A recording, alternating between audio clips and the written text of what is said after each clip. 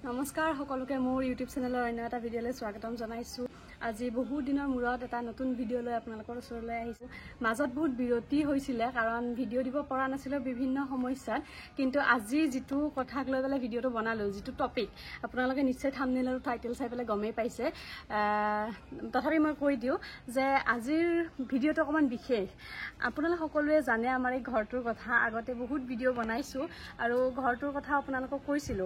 লগতে আমাৰ সকলোৰে মৰমৰ জনপ্ৰিয় ইউটিউবাৰ ডিম্পু দাই এই ঘৰটোক লৈ পেলাই এটা ভিডিঅ' বনাইছিল আৰু তাৰপিছত ময়ো আপোনালোকক দেখুৱাইছিলোঁ, ঘৰটোৰ কথা কৈছিলোঁ। এই ঘৰটো আমাৰ বনোৱা হৈছিলে 1960ৰ দশকত, ককাই বনাইছিল। ককা যিহেতু DFO আছিল, গতিকে তেনেকুৱা ষ্টাইলত অকণমান যিবিলাক ককাই দেখি থাকে ঘৰবিলাক বা আগত য'ত আছিলে ফৰেষ্টৰ ঘৰবিলাক, তেনেকুৱা ষ্টাইলত এই ঘৰটো বনাইছিল।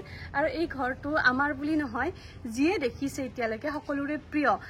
আৰু ক'বলৈ গ'লে আমাৰ এটা সৌভাগ্য যে আমি এনেকুৱা ঘৰ এটাত আছোঁ।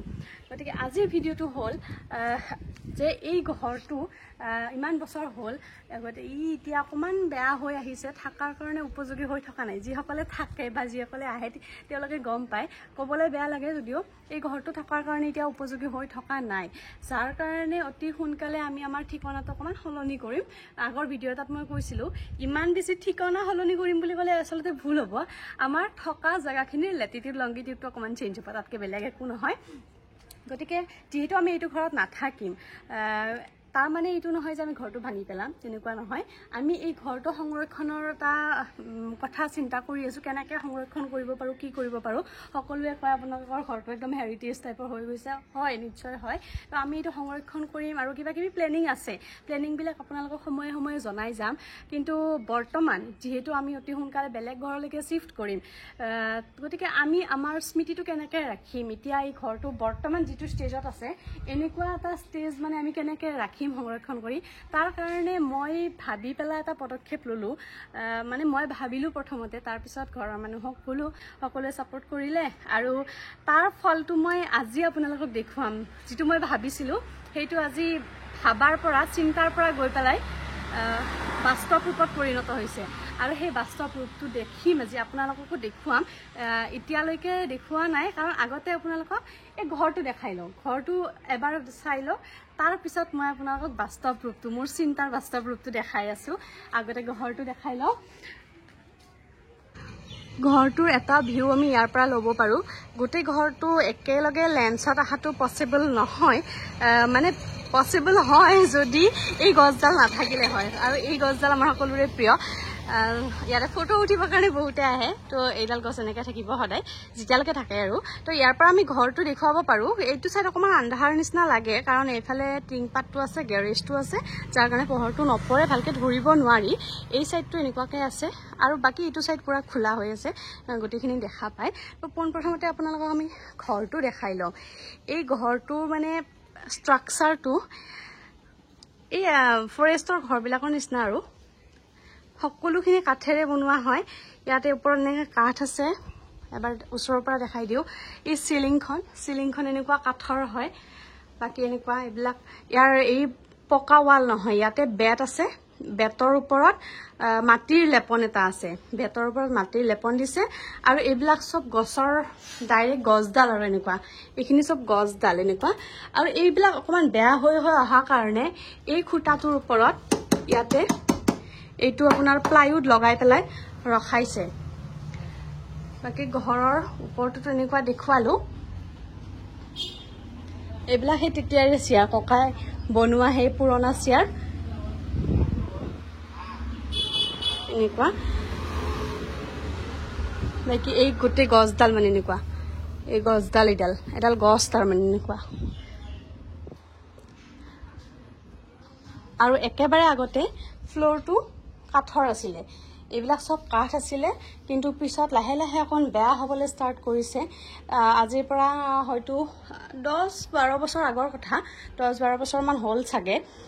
এইখিনি কাঠৰ পৰা গৈ পেলাই পকা কৰিছে। কাঠখিনি তলত অলৰেডি আছে, এইটো চাইড দেখিলে গমেই পাব।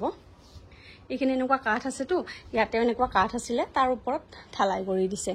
তাৰপিছত দৰ্জা খিৰিকীবিলাকো চব আগৰ নিচিনা। আৰু এইখন নেম প্লেট হ'ল, ককাৰ নেম প্লেটখন এনেকৈ আছে, শ্ৰী BK ডেকা, ৰিটায়াৰ্ড DFO। Social forestry.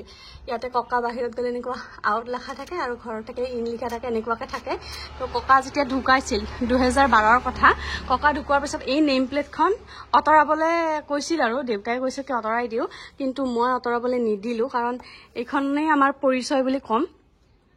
মই মানে এইখন আঁতৰাবলৈ নিদিলোঁ। এতিয়া এইটো এনেকৈ থাকে, বহুতৰ চকুত পৰে, বহুতৰ চকুত নপৰে, কিন্তু মোৰ এইখন মানে বহুত প্ৰিয় আৰু বহুত ভাল লাগে এইখন। এই ঘৰটো এতিয়া সংৰক্ষণৰ কাৰণে আমি বিভিন্ন পৰিকল্পনা হাতত লৈছোঁ, আৰু পোনপ্ৰথমে এটা পৰিকল্পনা লৈছোঁ কি ঘৰখন প্ৰথমতে আমি এখন আলোকচিত্ৰ তুলিকাৰে এখন আলোকচিত্ৰ সজাবলৈ দিছিলোঁ। এই ক্ষেত্ৰত মোক সহায় কৰিছে, মই কামটো কৰিবলৈ দিছিলোঁ নীলম শৰ্মা, মোৰ জুনিয়ৰ আছিলে গ্ৰেজুৱেশ্যনৰ টাইমত। তো নীলমে বহুত ধুনীয়া ছবি আঁকে, আৰু সি এতিয়া আৰ্টৰ লাইনেৰে গৈ পেলাই উচ্চ শিক্ষাৰ কাৰণে অসমৰ বাহিৰত আছে। গতিকে তাক মই প্ৰায় কণ্টেক্টত থাকোঁ আমি, আৰু তাক মই কৈছিলোঁ যে তুমি যেনেকৈ নহওক আমাৰ এই ঘৰখন আঁকি দিব লাগে, আৰু তাৰ ওপৰত বিশ্বাসটো আছিল যে সি পাৰিব আঁকিবৰ কাৰণে।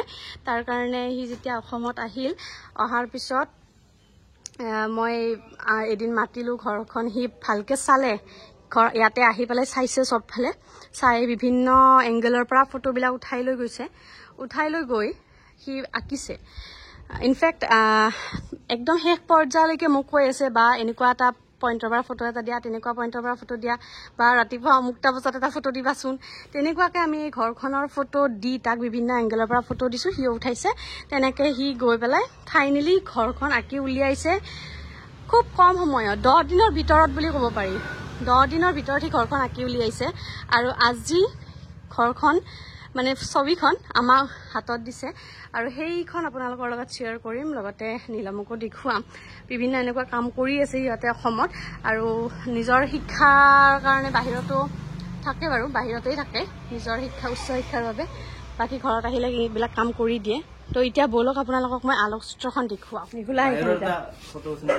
এখন খোলা আগতে একবাৰ দেখুৱাওঁ। আমি গুচি যাম।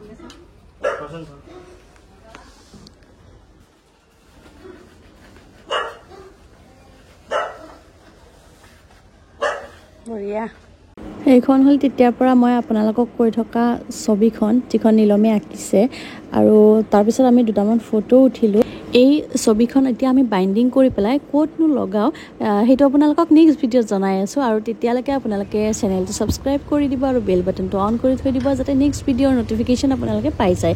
আজি যদি ভিডিঅ'টো ভাল লাগিলে তেন্তে কমেণ্ট কৰিবলৈ নাপাহৰিব। বাই।